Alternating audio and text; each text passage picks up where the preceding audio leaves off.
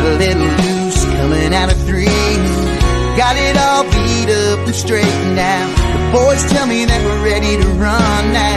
That's a damn good thing, 'cause that green flag's waving and I'm on the gas. I put my sweat and blood to these nuts and bolts. Yeah, I turn a wrench. It's the only way I can afford to fill it up again, tear it up again. It's the only way I'm ever gonna learn. One more left turn. How is it going, everybody? Ryan Kumpf hanging out again here tonight for episode number 4 of Inside Line, presented to you by Dirt Track Bank. It is a big show here tonight. We took a week off last week to recoup after our big Stock Car Crown Summer Series event that we had, and we're in a little festive spirit tonight, ladies and gentlemen. We've got Rob and Scott hanging out. I'm the only one not in Christmas attire, so I figured I'd bring the old the Christmas vacation hat out here. And I guess that's about as good as I can do here on a cold night when it's talking 40 below for wind chill values. But you guys are a little festive here this evening going into Christmas. Yeah, you got to be. I mean, the kids got out of school, and so you got Christmas lights and sweaters, and we're all ready, man. It's got that the Christmas time. tree up in the back. It's time to be festive. We got to celebrate. We got to wish everybody Merry Christmas and Happy Holidays. So it's the least we can do. We should have did this show live in Rob's little dungeon there, because he showed us his liquor cabinet. He was already working in for the holidays, and I'm slightly jealous so far. I don't have to go anywhere during this bad weather. I'm pretty stocked up. So, yep. There we go. Well, we're going to get right into it tonight. We've got a lot of great guests on our airwaves here this evening. Here's a little bit of a rundown of the show. Now, we're only a few weeks away from Chili Bowl and Tulsa Shootout, so that's kind of where we're going to centralize the first portion of our program tonight. First off, we're going to talk about our question of the week, our shotcockery question of the week. What is your favorite Christmas movie? Scott, we're going to go ahead and start with you. What is your favorite Christmas movie that you have to watch either this week or this weekend? Well, I mean, I don't want to steal anybody else's, but I suppose I'll go with the Grinch, since we've kind of discussed that a little bit, and nobody was really going to take that one, but that kind of describes me a little bit. So I have no problem taking the Grinch. There you go. Rob, how about you? I think I've got the most popular movie, obviously, The Christmas Story, or not The Christmas Story, The Christmas Vacation. Having Cousin Eddie with outside pumping the shitter out. That's one of a kind. My kids have watched it so much here lately. In the last couple months, actually, they keep watching it. And they said, "Dad, you got to put lights on our roof just like Clark did. Can you do that, Dad?" I said, "I don't know if I can do it, but maybe next year," type of deal. So definitely Christmas Vacation. Maybe with the snow coming in here tonight in Nebraska, you should get some Pam and put it on the bottom side of your metal sled and see how fast you can go. We do kind of live on a hill a little bit, so we could probably make it halfway across town down our street. Yeah. There we go. Well, of course, tonight is a live broadcast, fully interactive show, both on Facebook and YouTube. So if you have a favorite Christmas movie that you would like to watch this week or this weekend, let us know. We'll go ahead and broadcast live for all of the masses to check out. Now, we've got some big guests here tonight. Of course, our first guest we're going to be talking to is no stranger to the Chili Bowl Nationals. Of course, that is Rico Abreu. Now, of course, he is a former winner of the Chili Bowl Nationals. Rico, you're looking pretty festive tonight as well. I got my green sweater on. Thanks for having me on, you guys. This is pretty cool. I've done a few of these, and I just enjoy getting out and talking to you guys. Rico, you're talking about. Go ahead, Scott. Ryan. Go ahead. Ryan, go ahead. Well, first thing I would, ask you, what is your favorite Christmas movie that you have to watch here this weekend? I love the Home Alone movies. We used to watch them as we were kids on rerun all the time, and that's definitely the movie that comes to the top of my mind. Can't go wrong with a good Home Alone movie, that's for sure, Rico. So we'll just jump into this as we go here. One of the things that you've you've done here recently. We'll talk about the Chili Bowl a little bit, but really, you're kind of like one of the modern day outlaws. You're not really following any of the series with the sprint cars. You got a couple wins this year in the midget, in the sprint cars, running around. It was kind of cool to see your car here just a couple weeks ago, compared right next to one of the original outlaws of Jan Opperman. So that was kind of cool to see that, Rico. So explain what that means to you to be almost a modern day outlaw. Yeah, I mean it's just something that we've focused on building over my career, where I never really stuck to a series and just kind of ran around all these big shows that make sense for our team. From World of Outlaw races to All-Star races to MOA races to Knoxville local shows, and then to California to the Trophy Cup and the Peter Murphy Classic. So we just competed in the Dennis Roth Classic and the Anthony Simone Memorial a couple of months ago. And, those were just one-off races thrown together right at the last minute that, we were able to get to while we were on our West Coast swing. So I just like chasing the money and hoping you put yourself in position to win the big races. And that's what keeps us going down the road and racing. Definitely something that it takes a higher level of not only you as a driver, but your team, and the commitment behind you is huge to be able to bounce from series to series and from literally coast to coast for you. Yeah, and it's all about the foundation with your team. I'm fortunate enough to have a very experienced crew chief, Ricky Warner, and a very experienced car mechanic, Zach, and Walker is new on board with us this year in 2022, and he's going to work with us for the following year too. So he's working underneath a great group of guys, and those guys are very, very committed to my team, and that's what I need to be able to compete at the level that we're looking at, and that's at the top level. And to hit back on my car being in the Speedway booth at the PRI shows, it was actually something really special to me, and for it to be next to that famous Speedway 4X car. So it was a really cool weekend, at the show, and getting to interact with all the fans and bringing a lot of attention to the Speedway booth with both of those cars for sure. That's something that you've always focused on, is interaction with the fans. And I think that's something that a lot of racers, promoters, track owners, series owners, they really need to focus on the fans in the stands, and just everything you do with your fans. How much money did you give away here just a few weeks ago to your fans? We did, and we're still doing it. Our giveaway on our online store is $2,400. We did $500 or $600 in $100 bills, which is it drives some excitement, I think, and it makes it really exciting for someone that purchases, a racing shirt or a hat of mine, and then they, get. We divided all the money out from $1 bills to 5s, 20s to, a couple hundreds. So it was really cool to see people interacting with all that and sending photos of cash, or some people got candy canes, but a lot of those people that got candy canes actually purchased again to see if they would get cash, and some of them. That's cool. So one of your biggest wins was kind of in Rob's backyard in a midget at the Belleville Nationals. What that was 2014? You won the Belleville Midget Nationals? I think so. It would have been 2014 for Keith Coons. A humongous win for my career.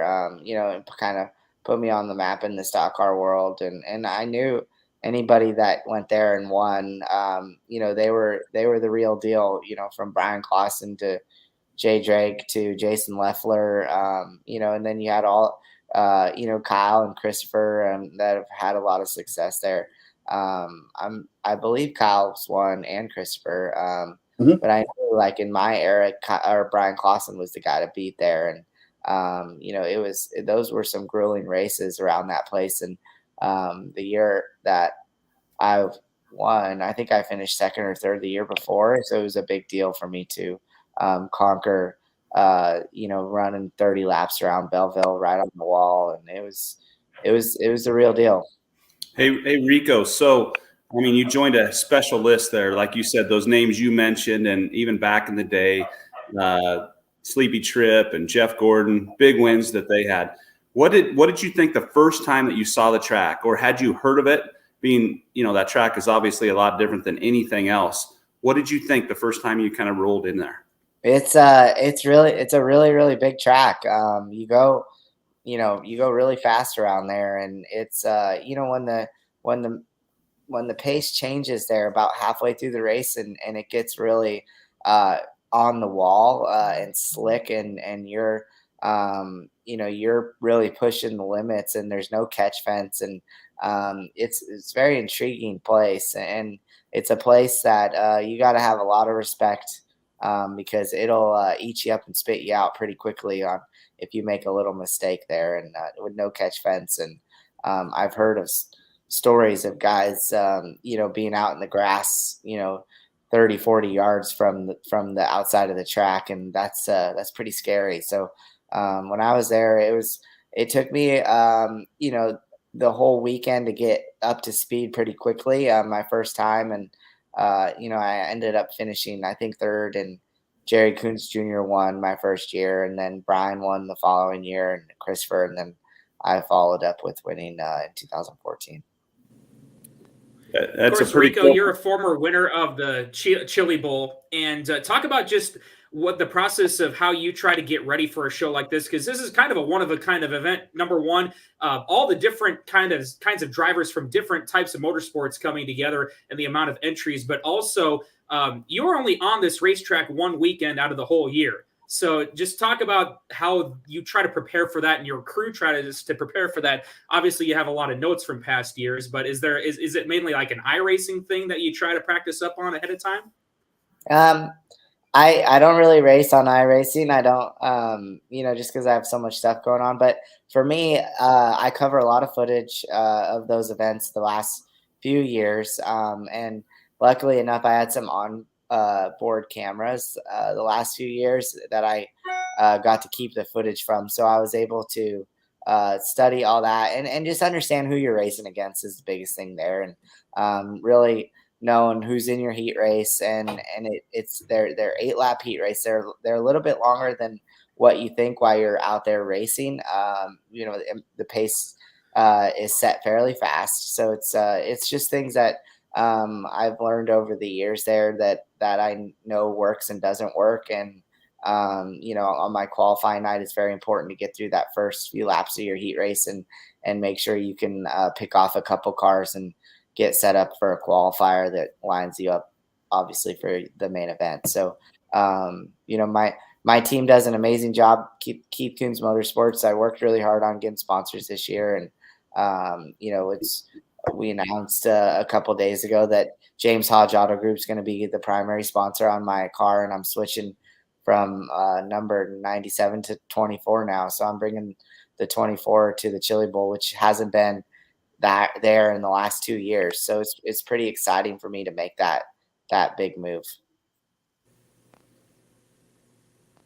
Yeah, the 24 for you will be super cool to see that running around there again. Your team, obviously, you aligned yourself with some of the best going to the Chili Bowl this year. We talked briefly, some of those guys are going to try the shootout and things like that. It's just something that you try to stay away from the shootout, or not interested in the micro stuff, or not time-wise. Yeah, I ran the shootout with an Outlaw cart probably about 10 years ago, and I just never we always do our family vacation around New Year's. So, I just kind of took that time to relax and get away from racing leading up to the Chili Bowl. The Chili Bowl is a big deal to me, and I really want to get 3 wins there and 3 golden drillers, and really just want to focus on just doing everything right when you get there the whole week. It's an extra day now. And last year I was sick the first few days, and it really set me back. I felt, just on having that energy to be ready to go on Saturday night. That's cool. We're going to bring in Jake Neal now. He's another competitor that he made the A-Main last year. We talked real briefly here, Rico, about some of your apparel stuff. And was it 2 years ago you had the mullet hats? Yeah, a couple of years ago. Can you share with Jake a place maybe he could get some beard hats? Yeah. There's someone out there that'll make them. You got it going on there, buddy. Thanks, buddy. Now I got a Rico hat. It looks pretty good. It matches the same hair color. Oh yeah. So Jake and Rico, you guys obviously both in the features. How is it when you guys go into the feature knowing that it is the Chili Bowl and it's probably going to be some people that you're not used to racing with, and do you guys have to think about what position do you put your car in around certain cars and things like that? Yeah, Okay. I think the biggest thing there is once you get into that A-Main on Saturday night is just appreciating, those 24 cars or 25 cars that are in that race. And, it's 55 laps, so it's a long race for us, essentially. And just making sure you're, completing all the laps and just have yourself in position at the end of it. I feel like there's no really, obviously you want to start up front, but you've seen guys come from the back just with it being a long race. Lately, the last few years, the track changes pretty quickly. We kind of all run around the bottom and then make that transition to the top towards the end of the race.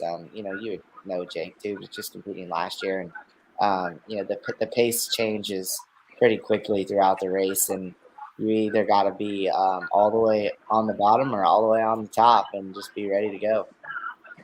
Yeah, that's one thing about the Chili Bowl. You got to commit to the bottom or the top. You can't get stuck in the middle.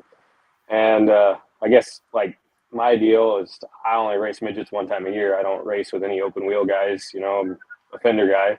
And so when I go down the chute, I don't know what to expect. I kind of try to predict everything I can. But last year we got bit. I think Tanner Berryhill, clipped our left front and set us flipping down the front stretch. But I was just happy to make the A-Main and just, I guess, a dream come true. So hopefully we can match it up this year.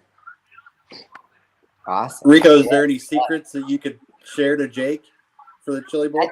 I think for that race, and I've explained it to other people too, is that you just don't ever want to get in a hurry racing there. You have 8 laps or 10 lap qualifier, but I feel like when I was in my younger part of my career racing there, I always felt like, oh, it's only 8 laps, we got to go. And you're pushing the issue right away, and it always put me in a bad spot and bit me.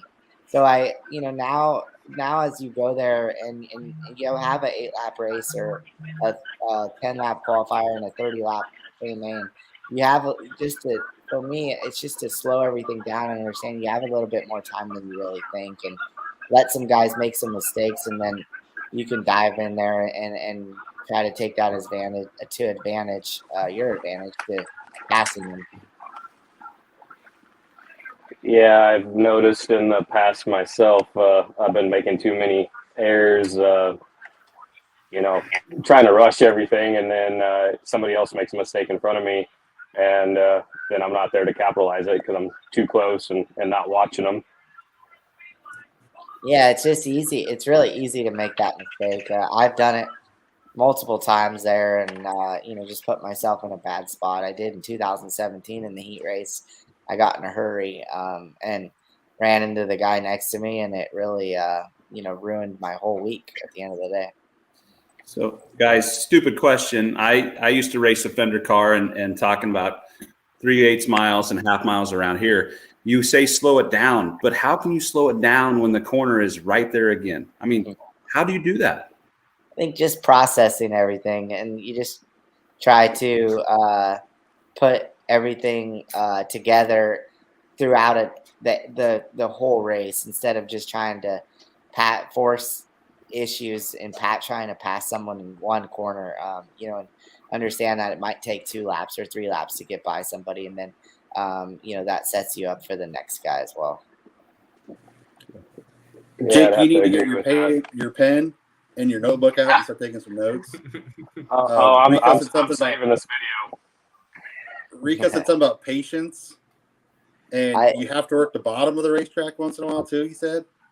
Yeah. So my go-to is obviously the top, but I've really been trying to work on the bottom on iRacing. I don't know if it's going to work out or not, but I for sure need to get better at being patient and slowing down and cutting laps on the bottom. And I think that would make me a lot better. But like at the Chili Bowl, it's kind of like nothing else you run on. So it's got a pretty good berm down there on the bottom, and a lot of the fast guys get their whole left front up on the berm and rotate the corner. And it seems like every time I do it, my whole front end bounces off the ground, or I wheelie down the front stretch, or I guess I need to find that happy medium of running the bottom, and I guess the top is my safe zone. And fortunately last year, the door opened up on top every chance I got. So hopefully, something like that'll happen again this year. Perfect. Yeah. Awesome. Rico, we Rico, really appreciate you coming on with us here this evening. We know you got to run. Thanks for your time, and hopefully we can see you in victory lane at the Chili Bowl here in just a few short days. Yeah, no problem. Take care, guys. I'll see you, Jake, in a couple weeks, and I guess I'll see you. Yeah. Wednesday night. I'll be there. That's our night, man. Nice. Rico, real quick, tell everybody where they can get some of your apparel at. Perfect. Everything's on my website, so shoprico.com. Right now through Christmas, we're doing the Cash or Candy giveaway too, and so it's been fun interacting with everybody about all that. And it's keeping everybody busy behind the scenes as well. Awesome. Merry Christmas. Thank you. Yeah. Thanks, Rico. You guys all. See you, Rico. Good luck next week or a few weeks. Yeah. Well, we'll keep it moving here. We got Jake on the line with us for a few more minutes. Jake, obviously you come from the fender world, like you kind of teased before, the open wheel. Go into the open wheel world. Talk about the transition going from a late model to a sprint car, especially a midget. What's the difference handling wise? Do you have to drive it any difference? I guess what's that experience like, especially on a track that you only see once a year? So I guess the first time, I raced it, I raced 4-wheelers a lot, and I was like, well, you kind of sit the same. It's short wheelbase, it's got to be the same. And it was a big eye opener. The throttle control is everything in a midget. And the steering wheel doesn't do like nearly as much as what, a late model does. I mean, you want to go to the bottom, you just turn it down to the bottom. And on a midget, like you have to know you are going to the bottom coming off the corner pretty much, so you can have enough tire spin to get the car sideways enough to slow it down and rotate the corner. So it's a huge transition. And like, with me, I like to run the top. So, your ass is like 1 foot away from the wall. It feels like, or the cushion, compared to about 10 foot away from the wall. So it's a really big, I guess, step compared to, anything that I've ever driven. And then obviously we ran the 410 non-wing in October and November.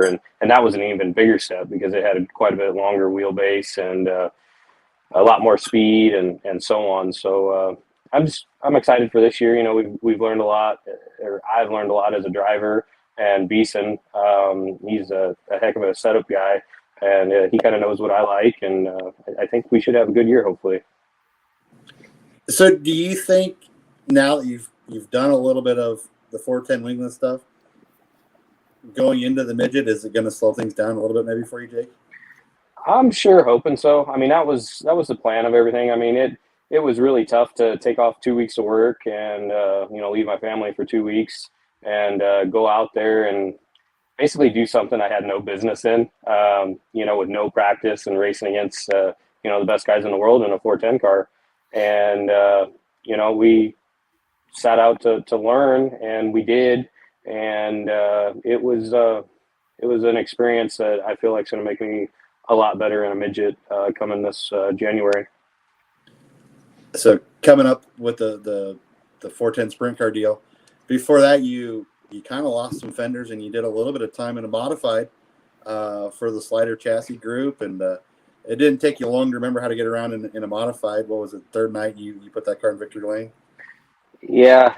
Jeremy and Mark both are great guys, and it was actually a joke that I just put on Facebook to drive that night, because I think it was the Cornhusker Classic and the Charlie Clark Memorial, and I just posted on there that does anybody have a modified, and I got myself in kind of a little bit of hot water, because we had a date night Saturday night, me and my wife, and Mark and Jeremy texted me and was like, well, you want to race our car? And I was like, oh boy, this put me in a bad spot. So I talked it over with my wife, and she kind of gave me the green light to go, and we learned a lot those 2 days or 2 races, and we're able to take it back to the shop and fine tune some stuff, and had it really good for the final night at I-80.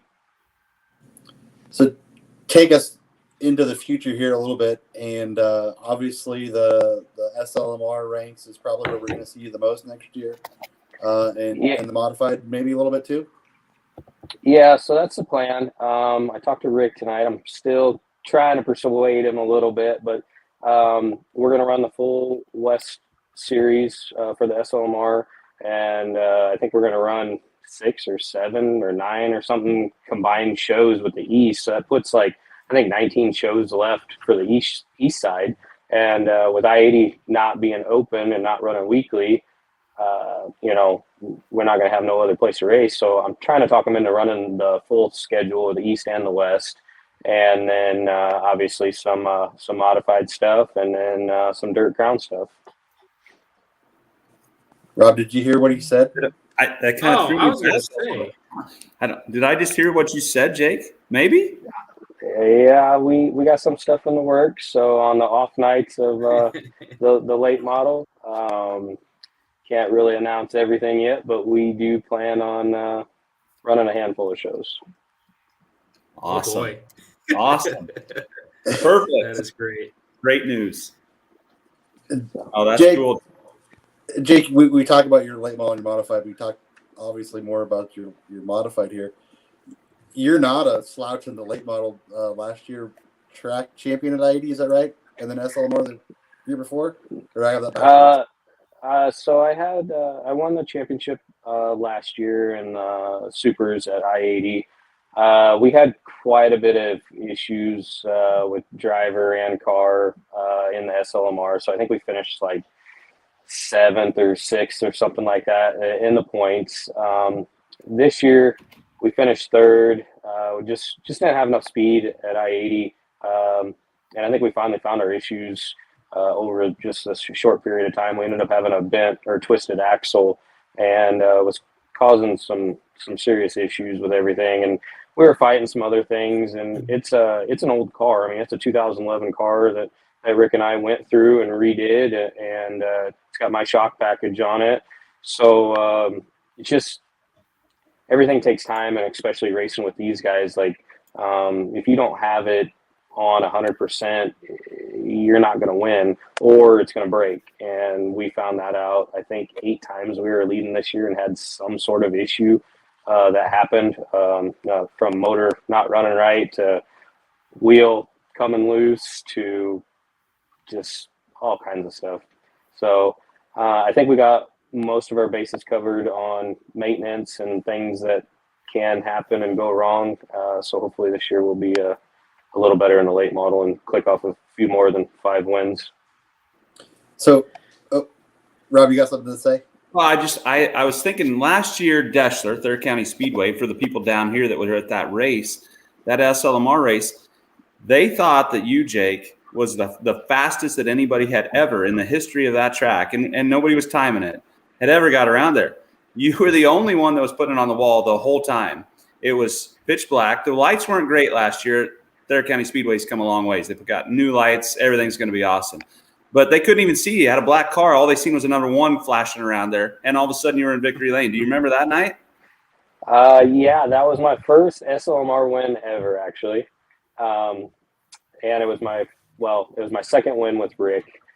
So it was a special night, and it was, I guess, my type of racetrack. I mean, it had a cushion right against the fence, had a little character to it, and it was pretty much dry slick all the way to the cushion, and everything just clicked really well that night. And shoot, I think we ended up lapping up to, I think, 6th that night. It was just all the stars aligned, and we found some stuff with our shock package, and I remember that night very, very, very well. I think a lot of people at Thayer County Speedway remember it too, Jake. So they want to see you every year down there doing that. So I would have loved to have done it this year. I really tried, but the track, unfortunately, was only about halfway up the racetrack. And, the track crew did everything they possibly could to, make it as good as they could for us. I think they were packing till like 9 or 10 o'clock at night before the races started. And unfortunately, we didn't have enough cars show up to actually make it, a really racy racetrack. I think it only was about 2.5 crews wide. So, I mean, I love that Thayer County did their job on watering the track and prepping the track for a big late model crowd. I think we only got 16 or 18 cars that night or something. Yep. Yeah. So we talked with Rico a little bit about how big his eyes were when he went to the big track at Belleville. You're probably one of only a handful that have raced the small track at Belleville. So I've raced the big track and the small track now. Everything that Rico said about the big track is 100%. It's so crazy though, because that track races really slow. Like it's not like Chili Bowl speed. It's like going down the interstate at 75 mile an hour until something goes wrong. And like, say you get like a throttle push, or you start a death slide, or somebody wrecks in front of you, then that's when you experience all the speed. And then the small track, I was really, really impressed with how it raced. I was kind of against it in some ways. I mean, I love short tracks, so I was there for it because of that. But just the side, like the width of it, I was just really afraid that we weren't going to be able to pass on it very well. And I think I came from 6th or something like that to win the first night, and then we lost brakes the second night. And it was just someplace that you couldn't really race without brakes. And I was trying to set it sideways and slow it down, halfway down the straightaway, and then finally spun out. Of course, big thank you to Dirt Track Bank for sponsoring Inside Line Episode 4. Jake, before we head out, so we'll let you go this evening. Thank any sponsors out there that are not only going to get you down to Chili Bowl here in a few weeks, but also on your super late model program, and maybe talk about, what's your plans for Christmas? So plans for Christmas, obviously, are just, we're going to stay at home. We all kind of got strep and the flu for like the 3rd time now. So we're all kind of taking it easy. And then we're going to try to get everybody to the Chili Bowl if we can, we're at least for Saturday night. And then sponsors wise, Beard Vet Coffee, they came on board for the Chili Bowl this year, and they came on board this year. In general, they're brand new. Chad Wers Machine. Let's see. I'm trying to think of who else I'm having a blank. Midwest Outlaw Garage. All Makes Collision. H&H Racing. I-80 Farms. Prevost Racing. Hard 8 Motorsports out of Oklahoma. Kevin Stoa, he's still to this day, I mean, he builds a heck of a motor to put up with my right foot. Schwartz race cars, advanced racing suspension, Diamond J specialty. I'm sure I'm forgetting a handful of them, but there's quite a few of them. I couldn't do it without them, and we should have, I think, 2 or more coming on board this year. So you got quite a few sponsors there. A couple things here. You can't leave until you tell us your favorite movie, Christmas movie, and you have some new Chili Bowl shirts. Is that right? Yeah, we just released Chili Bowl shirts tonight. The Facebook and website all went live tonight, so you'll be able to order Chili Bowl shirts off there, and we should have some new late model shirts coming up. And then my favorite Christmas movie, it's probably not really appropriate, but it is Bad Santa. I always enjoy it. It always gets a laugh out of everybody and makes everybody feel a little uncomfortable. Awesome, Jake. Good luck in a few weeks down at the Chili Bowl, and thanks for joining us here tonight. Yeah, thank you guys, and thank you for all you guys have done for dirt track racing and stock cars. We will Thanks, hopefully see you in a few races with us. For sure. Awesome. Thank you. Can't wait. Merry Christmas. Merry Christmas, you guys too. Well, that's some late breaking news that we might see a Jake Neal sighting in a stock car next year. That's interesting, we'll say. Just add them to the list of awesome drivers that race with us, right, Scott? And they're all awesome. But he would definitely bring a little bit of attitude to the races, and I think that's welcomed anywhere we go, right? I think with his bearded coffee sponsorship, I think he really needs to work on those hats for the Chili Bowl, where you can just put a beard on, or I mean, he'd be perfect right now in Nebraska because it's negative 40 degrees outside, but.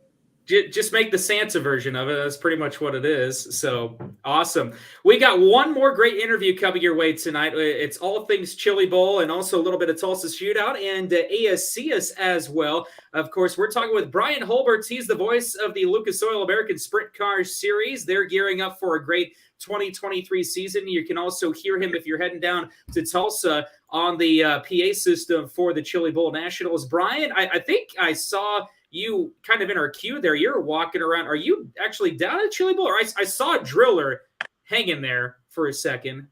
I was seeing how much I could do with you just being in there. I was trying to break your focus a little bit. So I put the driller in there. We went and walked around the track. It was working. It was working on my end. That's why I wasn't talking much. I was highly entertained. I figured, hell, the deal said you're the only one that could see me. So I figured I might as well just have some fun with that. Absolutely. So I guess first question here, you've been going to Chili Bowl and I believe the Tulsa Shootout for a number of years now. As an announcer, what do you have to do to get ready for an event like this, especially like Tulsa Shootout? It's over 1,000 entries, I think, is what you guys had last year. And you're also announcing, 6 straight days? That's got to be pretty taxing on your voice. It is. And the shootout in years past, I really had to do a lot of digging. This year, I've been able to call all of the Lucas Oil National Open Wheel 600 shows for Terry Maddox. So I've become a lot more familiar with a lot of the micro drivers in Oklahoma, Missouri, Kansas, up in Nebraska when we went up there for our little speed week. So I feel a lot more comfortable going into the shootout this year and not really having to dig quite as much as I normally do. Chili Bowl, when we get the entries, we actually get all their sponsors, car owners, everything up front. So I've got a spreadsheet in front of me with 348 drivers with all their information, how many times they've been here, how many main events they've had, if we have past champions that I can just glance down at. So it's kind of notes in the making as I get the entries. So the micro world, that's what's coming up here. Brian mentioned 1,000. Isn't it like 1,600 entries right now? Is that where they're sitting, Brian? 1533 is what we had at the cutoff, and then we'll actually open that back up on Monday when everybody's moving in. Last year, we ended up over 1,700 entries with just shy of that actually checking in. And by the numbers, we're actually slightly ahead of where we were last year going into the final check-in. So people see the shootout as, it's the week after Christmas, but you've been there obviously a couple days. The track crew's been there a couple days. When does your residency start at the Chili Bowl / Expo Center? And when do you finally get a break before the Chili Bowl comes in? So we actually came in here on December 10th and started getting stuff laid out and getting banners in position, the big banners on our east wall, which are 50 foot and 100 foot in length. So we have to come in, get those in place, get the windows covered up with Visclean. That way the light doesn't just destroy the banners to the point that you can't see them, because all the banners for the most part in here are a mesh material because of airflow. So we have to kind of block off some windows and everything. A lot of that happens those first couple days, and we start moving dirt in after about 3 days. But we'll be in here this year. We have a couple days post Chili Bowl to get everything out. Next year we have 24 hours. Whoa. Oh. Because and it happens about every 5 or 6 years roughly. They move the boat show in immediately after us. Well, with the way the calendar falls next year, it's 24 hours. So we go from the absolute dirtiest event of the year to possibly the cleanest. Wow. And trust me, they do not appreciate it. Oh, I can imagine. So Bryan, talk about just this event, especially let's focus on Chili Bowl for a while here. Just talk about, as an announcer, how cool it is to see all these different types of drivers from different forms of motorsports, whether it be NASCAR, super late model racing, like we just had Jake Neal on, and obviously Rico, who's obviously had pretty much experience from all forms of motorsports here. Just the conglomerate of drivers that you get to see come together. It's kind of a throwback for 1 week to like the old IROC racing was way back when on pavement, not?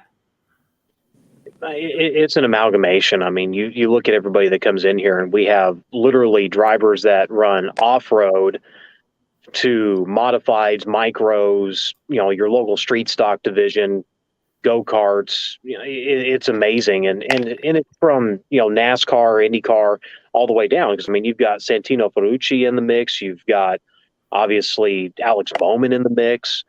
So, you've got from there, and then you look at just the local talent with guys like Cannon McIntosh and Blake Hahn, Alex Sewell, that have started out their career just right at the road at Port City. And now they're competing on the national levels of USAC, the American Sprint Car Series. And, it's really amazing. And you could probably write endless storylines just on the combination of drivers that are here for the Chili Bowl. So one of the big changes, and I'm sure everybody's kind of talked about it a little bit here, when you say Chili Bowl this year, the moving of the screen from turn 1 to turn 2. Oh boy. That good, huh? I mean, for the last, probably 5 years, it's just been, it's turned into an issue where basically it's like having a giant rear view mirror for a lot of the drivers, and they've admitted, I saw on the screen that they were coming up on me, so I switched my line. And, during last year's Chili Bowl, they got with Jeff Bowen, who's actually the guy that owns and operates those screens, and said, can we move them? He said, yeah, I can put them wherever you want. So we did move it over to turn 2, and we also added more to it. So it's going to be a 15 by 30 screen. So it'll actually be in true 16:9 perspective. That's awesome. So if you're wondering, it's 450 square feet. That's bigger than the average living room in the U.S. Yikes. It's going to be like Memorial Stadium for us. Hey, the only thing is, though, where we put it, we had to add a little bit of fence and chicken wire. We told the rowdies just because of the marshmallows, but no, it's actually to protect the screen. So, Bryan, the rowdies. I mean, we've got a lot of viewers that have been down there. We've got a lot of viewers that haven't, but have watched. But talk about the fan experience from being inside the whole day, from having the pits right behind or connected. Just let our viewers know what the fan experience is like, because it's totally different than about anything else out there. That's really one of the unique things about the shootout and the Chili Bowl is that fan experience of, you want to go to the pits? Oh, that's 20 feet. It's not the next building. It's not the other side of the racetrack. Like you go somewhere, and I'll use Texas Motor Speedway as an example. When you go from the pits to the grandstands, you need a golf cart because it is a long walk at that dirt track. Knoxville, even as massive as those grounds are to get, from the pits, even being in the infield, to the back straightaway or around to the front straightaway to get to the stands. I mean, it's a little bit of a hike. And Chili Bowl, it's literally you walk, a couple steps and you're there. And I'll tell you, the first time I came to the Chili Bowl, I actually worked the Racing Boys broadcast. I was in for Saturday morning to Saturday afternoon, and we came in a couple days early. And I just cruised around with a pit pass, and I had a blast. And when people call in and we're sold out of tickets on reserved seats for the 4-day, and we have Monday and Tuesday left, that's what I tell them is, look, the first time I came was with a pit pass before I ever got in the booth to broadcast. And I had way more fun doing that because I could go sit down, watch a race, go to the pits, see them work on the car. It was just a totally different perspective than anything I'd ever experienced at a dirt track. It is the pit pass experience to do that. I've learned the hard way that row 1 isn't the best row to sit in on the front stretch. Well, you've got, so in the over in the rowdies, you got the bottom row boozers, and then you got the top row rowdies. And I figured where you're at throughout the week depends on the severity of the hangover. But yeah, when you're on the front stretch or you're in those stands in turn coming off of turn 2, I mean, you're right there, and you're gonna take a little bit of the track home with you. Yeah, and Brian, big announcement. Go ahead, Scott. One more question there. Then I'll go into yes. Go ahead. No, that's just part of the experience. Is you are right there, and the racing is. It doesn't matter if it's a heat race, if it's a D or J feature. It's good, close racing because the competition, whether it be the shootout or the Chili Bowl, is so good. The competition is phenomenal. And then the thing that is so different about this indoor event compared to anything else is the material, where a lot of the indoor shows you see, they use more of a sandy loam, which is obviously in the name. It's got a lot more sand and silt in it. It has lime. It's very easy to hard pack. So like when they had the BMX race in here over Thanksgiving weekend, that's what they were using, because you can pack it just as hard as concrete, where we use clay. And part of that clay came from the original Tulsa Speedway, which is the 5/8 mile just east of here. And some of it has also come from around Tulsa County, as well as down by Creek County Speedway, which is Emmett's track down off of Route 66.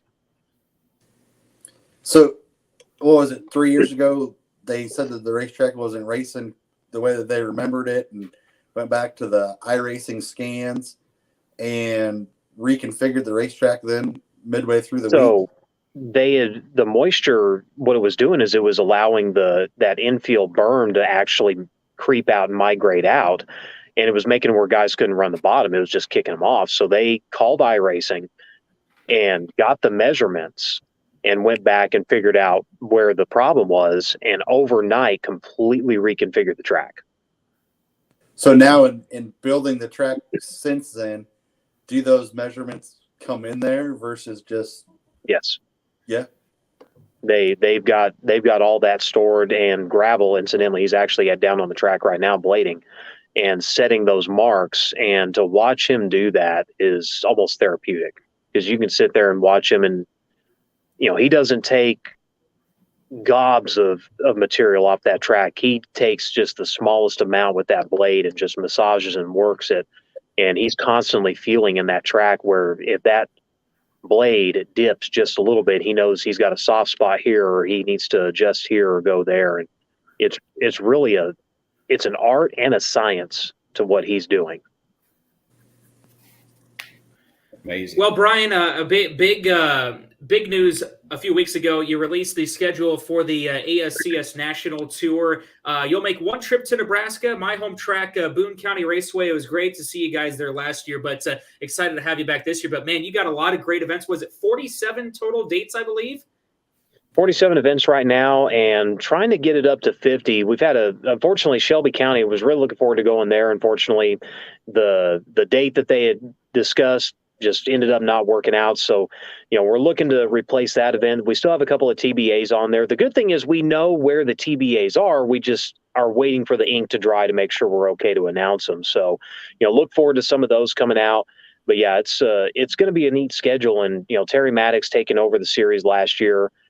he had been working with Emmett prior to that about bringing the schedule back into more of a Midwest locale, really much in the way it was in the early 2000s when ASCS really started building and getting to where it is today, and kind of getting back to more of the roots of what made the series successful to begin with. And this year we had better car counts. Even despite the tire issues and parts issues, our overall car count was up. Our number of travelers from start to finish was almost doubled versus years past, because we weren't making these long trips and just wearing everybody out. Because the series, people want to say, well, the Outlaws run this, or, you guys aren't a real national tour. And it's like, well, you're comparing apples to oranges.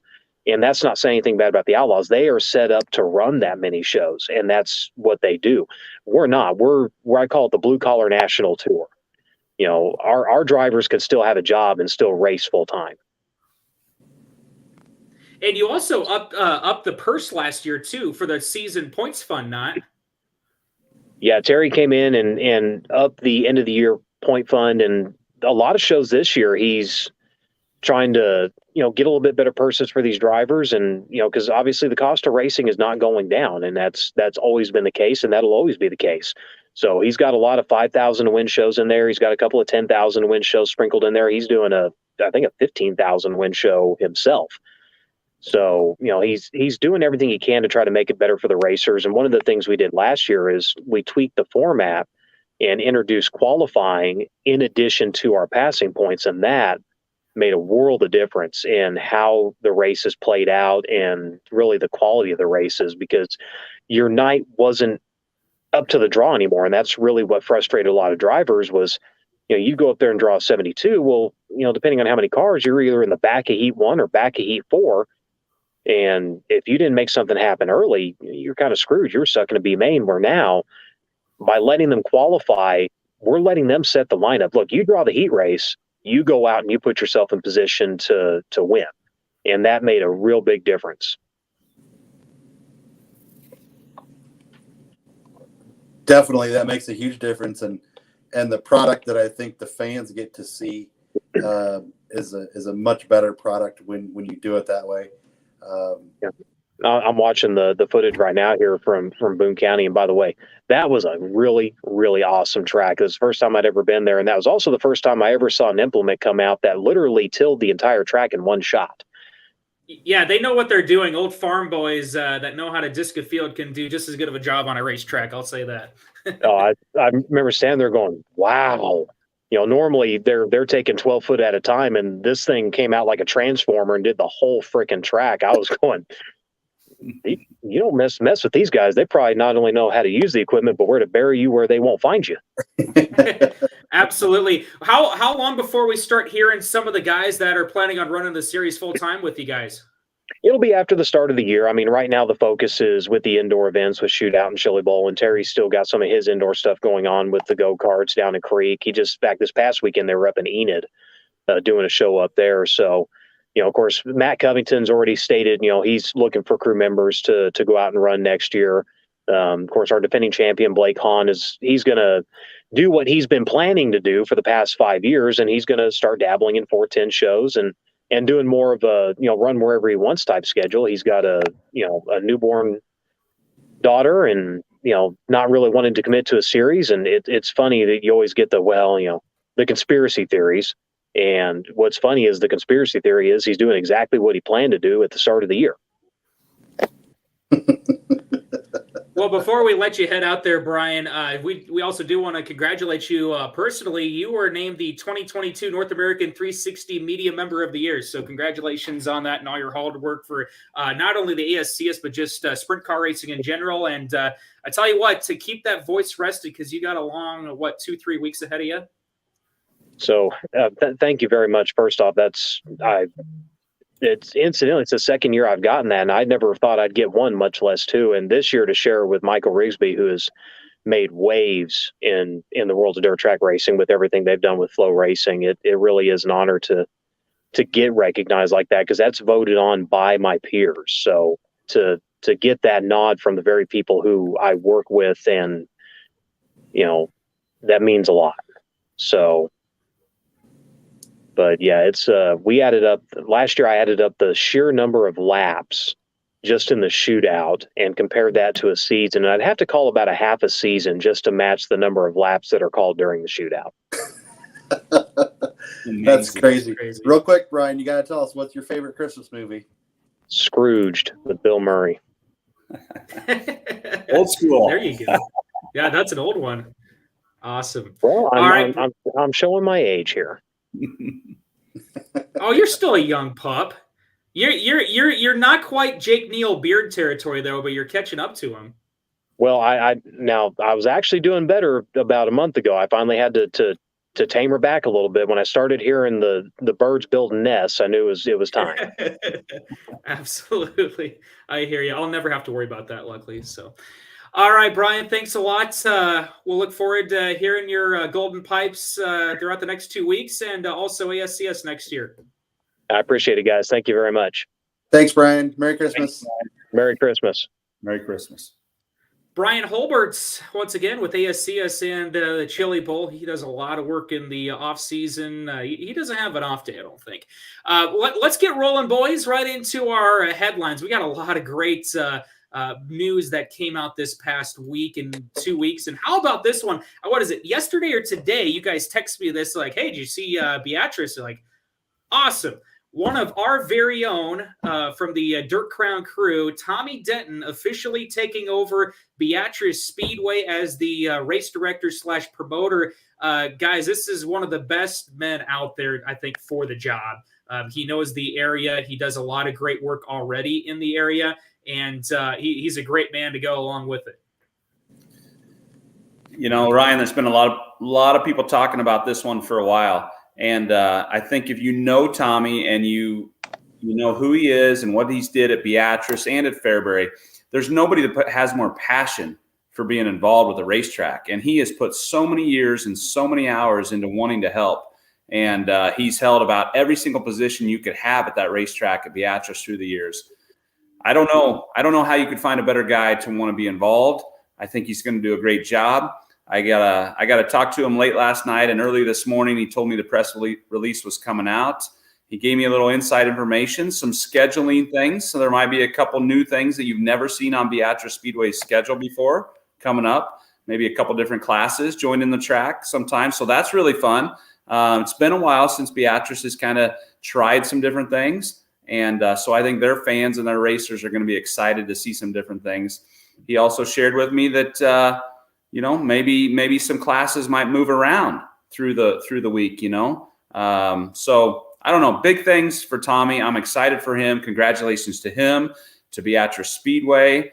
I think he knows that Dirt Crown is here for him, and we've always had a nice relationship with that Speedway. So if they need anything, they know they can get a hold of us. I think we'll help them in anything they need. Yeah, it's really cool to see Tommy and Beatrice Speedway. Tommy's involved with the Beatrice Hall of Fame. Rob, like you said, his passion.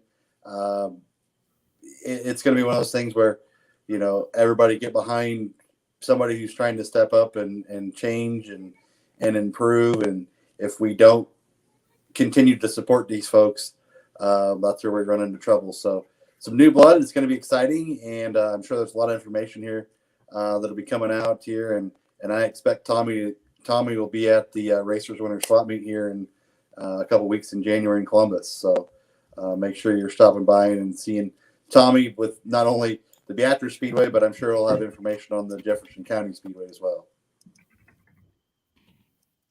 So big thank you there to Tommy. I think we're going to be needing to get him on the show here. We're going to already start talking to promoters from all the different racetracks that are going to be a part of the Stock Car Crown Summer Series. So I'm excited to talk to Tommy about all the great things he's going to be doing. Of course, big thank you to Taylor Computers and Repair. Dan Taylor does a great job. Of course, stop putting up with slow computer or laptop. Dan can give you back valuable time in your day by making your computer super fast. And big thank you to him for sponsoring this segment. Round number 2. How about headline number 2? Joe Koziski, of course, the longtime promoter of I-80 Speedway, and also a very busy man with the Malvern Bank West Series, Super Late Model Series at the Hoker Trucking East Series. He's been named the Speedway Illustrated Ken Schrader Real Racer of the Year. This is a really cool award going to a very deserving individual. Yeah, super cool. It was last Thursday, I believe, at the Performance Racing Industry Show in Indianapolis. The Carl Fredrickson and Jason Beck and the guys from Speedway Illustrated presented Joe with the award, and really, really cool. They give it one time a year, and to somebody that they feel is really dedicated themselves to being a real, true racer and giving their all for motorsports. And I mean, the people that were up in the room, previous winner Mike Nichols was up there, Mike Marlar, Tayson Pursley was up there, Nick Hoffman was up for the award, and obviously you have Ken Schrader up there. It was cool to see Steve Kaziski in there as well. So congratulations to Joe.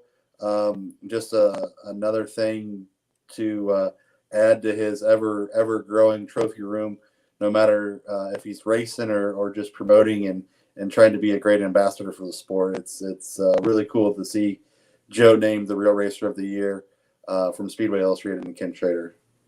You know, Scott, you were out there at PRI. I mean, you've heard us brag. Everybody's heard us brag on Joe and the Kaziski family, and it's well-deserved. But, Scott, everybody knows Joe. I mean, all these names you're saying from the Ken Schraders and the Mike Marlers and everybody in the industry, how do they interact? I just see Joe like, not a big deal. You know, it's just another day. That's just how Joe is. Is that what he's like around everybody else that, you know, big names?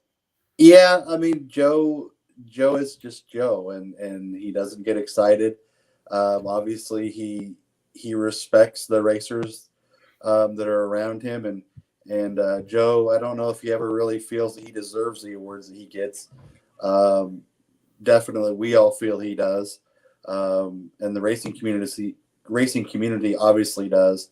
But yeah, Joe is just very humble in the whole experience, and you know, it's funny that Tayson Pursley's dad is somebody that recognized Joe Kaziski, and Joe recognized his dad.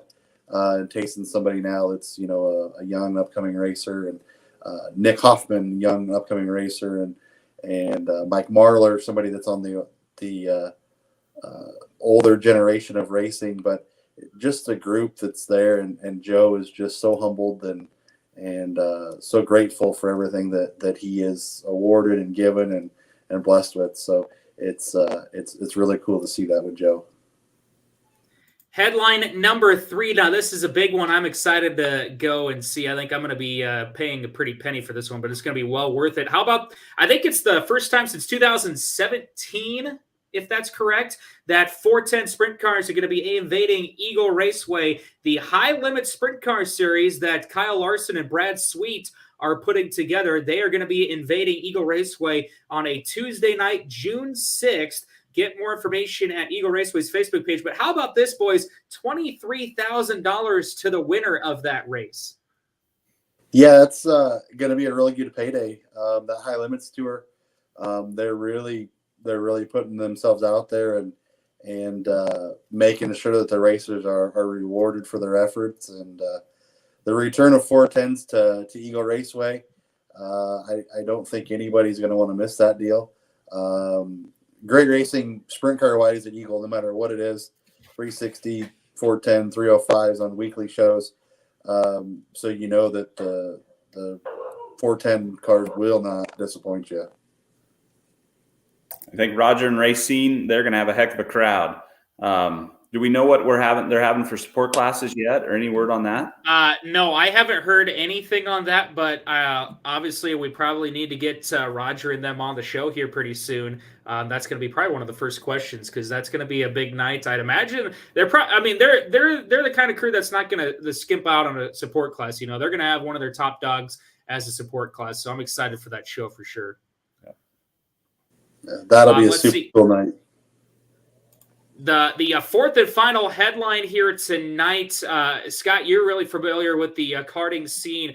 especially with the turkey chase. But how about Brandon Johnson and Trevor Kropp, new promoters at the newly founded Blue River Raceway? I forget what it was called. Was it Tuxedo Park is what it used to be called last year? Yeah, so they're taking over the Crete racetrack. That was the Tuxedo Park Raceway. Brandon and Trevor, obviously no strangers to that area. They had been involved in different manners and raced there and multiple things like that. So when the opportunity was pushed their way, obviously they've stepped up and trying to keep the sport of racing growing. The karting obviously is where a lot of the young kids get involved, and the Crete racetrack, I've been there with my kid before raced, and always racy. It's something that anybody that has to work on the racetrack there. It's in the river bottom of the Blue River right there. So flooding is something that those guys deal with, but they always do a great job getting a real racy racetrack there. So I look for those guys to be putting out a lot of information here shortly on classes and new rules and their plans for 23. But Brandon and Trevor and their whole group, very excited and will go at it very, very hard to keep the sport of karting alive and in an area where I feel is really needed. You know, that south of Lincoln area is got a void with the Little Sunset going away. Eagle is right there with their go-kart track. So maybe we'll see some Thursday, Sunday, Friday, Saturday, Sundays races. Hard to say when they'll race, but it'll be one of those things where we see some good racing, I'm sure, at the Blue River Raceway. So, you know, Scott, you said it. This really is the future generations. I mean, who is going to race down the road? It can't just be all old guys. So we don't want to see any of these tracks close. We want to see them stay open. And I just say, back to like Tommy has passion. I know Brandon and Trevor do too, because they worked their butts off. They had a petition going. They really had to work hard to make sure that they had the support to do this. And I talked to Brandon a little bit ago today, and, you know, they do have some challenges. The cupboard is a little empty with what was left to them. So they're working hard. They've got some sponsors that they're trying to work with from new fencing. I know that they're going to have to do some track prep. They're looking for like an old Terragator or a floater that could help pack and water the track. So if anybody knows any of places you see one of those around, let those guys know. I think they're also looking for some volunteers. So after the first of the year, they're going to be working hard, trying to get that racetrack rolling this spring. So I don't know, support the people that are really working hard to continue. And even though go-karts maybe not what you're doing as a racer or your family, if we don't have the next generation, we're not going to have anything down the road. So, you know, I'm really excited for those guys, and I appreciate what they did. So I think we all need to support them. Just like we support all of our tracks, that track's just as important. So way to go, Brandon and Trevor, to keep that going. I know that I-80 Speedway, their auction will start here. I believe it's like January 8th. Yeah. So 6th or 8th, I think, something like that. Yeah. Brandon and Trevor, if you guys are listening out there, make sure you're checking out the auction sites there, and anybody else interested in any track equipment or concession equipment. It may not just be racetrack stuff. It may be for your football stadium or whatever. But if you've ever been to the I-80 Speedway, you know that probably the coolest playground at any dirt track. Lighting is awesome, just top-notch stuff all the way around. And so if you're looking for anything, even if it's just memorabilia, I think one of the rings had some banners and things like that left over from I-80 Speedway. So check that out online. Make sure that you're picking up any history that you want from I-80 Speedway, or maybe it's equipment to keep your track going. Well, Trevor, tuning in, actually just commented, thanking us for having a watch. Trevor, anything we can help you guys out in the future with getting the word out? I'm sure we can pass it along for sure. Excited to get some new blood down there. Let's see what you guys can do at the old karting facility.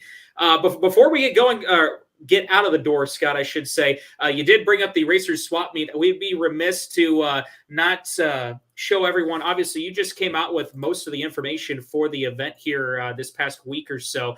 Go ahead and talk about any new information that we may have missed last time for the Racers Winners Swap Meet. It looks like booth rental is now open.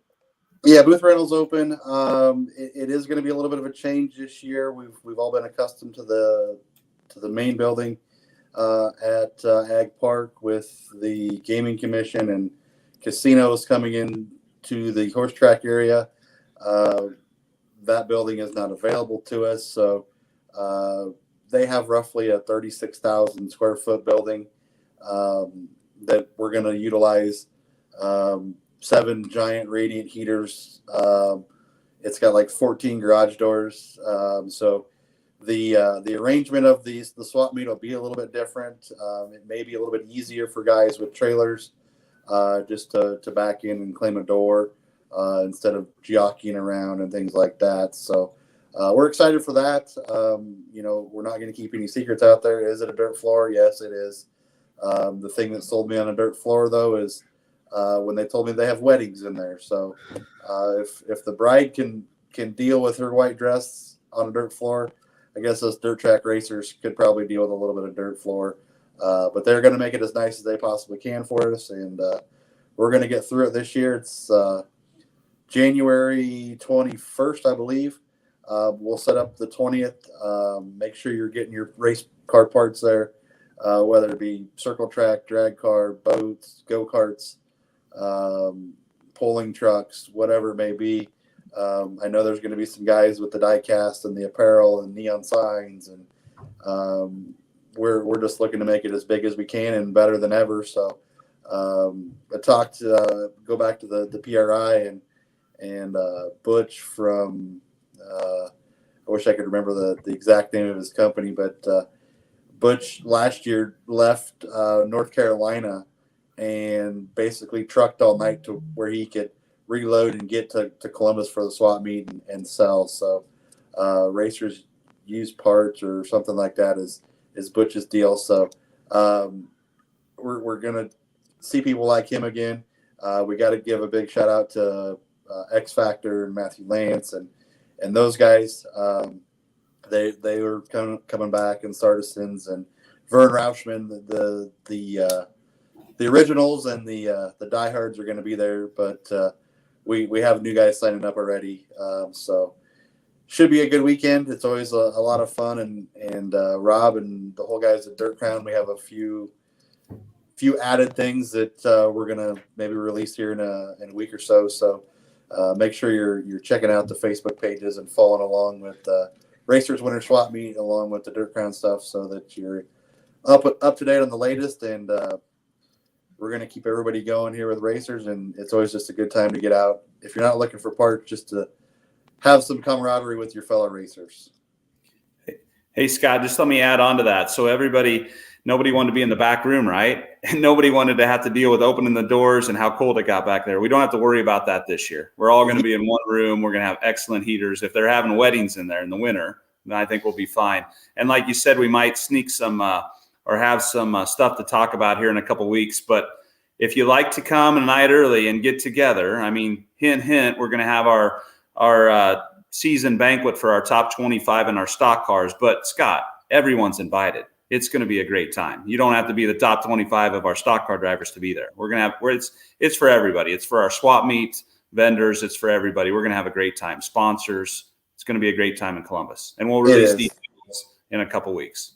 Yes, most certainly will be. Again, the Sleep Inn has got our special room rates. I believe it's $95 for one night. If you do come and you want to stay 2 nights, they got a room rate for that too. So just mention the Racers Winter Swap Meet to the folks that Sleep In there in Columbus, and they'll get you the swap meet rate. And man, it's crazy. We are just a few days away from 23, and just a few short months before we go green flag racing again, boys.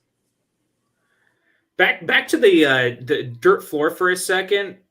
Yeah. We are all dirt fans, right? So we are used to dirt. And to me, like, I always like going there, having a few ice cold bush lights, talking to all the great race friends. I think it's just an added perk because I can just sit down, sprinkle a little bit of dirt, and I'm like at the racetrack all over again. I've always heard from race fans that your beer tastes better with a little dirt in it. Well, here you go. You're perfect in January. It won't be any better, that's for sure.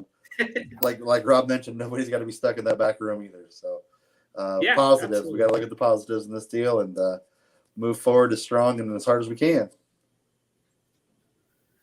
All right, boys. Well, that'll wrap up episode number 4 for the Inside Line, presented to you by our friends at Dirt Track Bank. Get a hold of them if you'd like to get a loan out for anything, especially if it has to do with race cars. They'll help you out. I guess Merry Christmas. It'll be 2023 the next time we come to you. As I think last week we announced that we're going to do an every other week show, just some scheduling conflicts with a bunch of us. So we're going to cut back just a little bit on the weekly stuff, but every other week we're going to come back here and bring some more great content from not only the state of Nebraska racing, but all around the country, obviously, with having our great friends Rico on, Jake and Brian, all representing a lot of the great drivers and promotional people, announcers at the Chili Bowl ASCS. Really cool to see those guys on a show like this with us and just starting out. And we appreciate everyone for tuning in to tonight's coverage, guys. Any final words? I just got to make sure that we all thank everybody. Great folks, Dirt Track Bank, Jay and Malvern Bank. Those guys are awesome. Thank you to Rico for carving some time out for us. I know he had a busy schedule today, and he made it work for us. And Jake, thank you.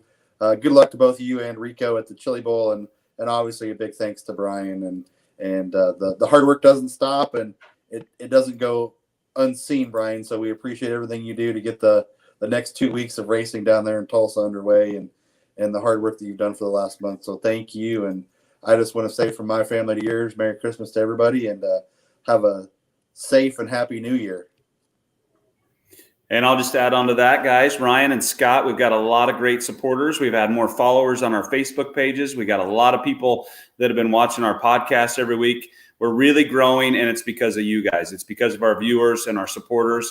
We're going to continue to bring great ideas. You help us bring great ideas, and we'll put them into place. We'll implement them. It's all because of you. So you keep helping us. We're going to bring new sponsors into this and new creative ideas. We got some other ideas we hadn't talked about even that just came up in the last couple of days, Scott. So thank you to everyone. Have a Merry Christmas, and please be safe. Take care.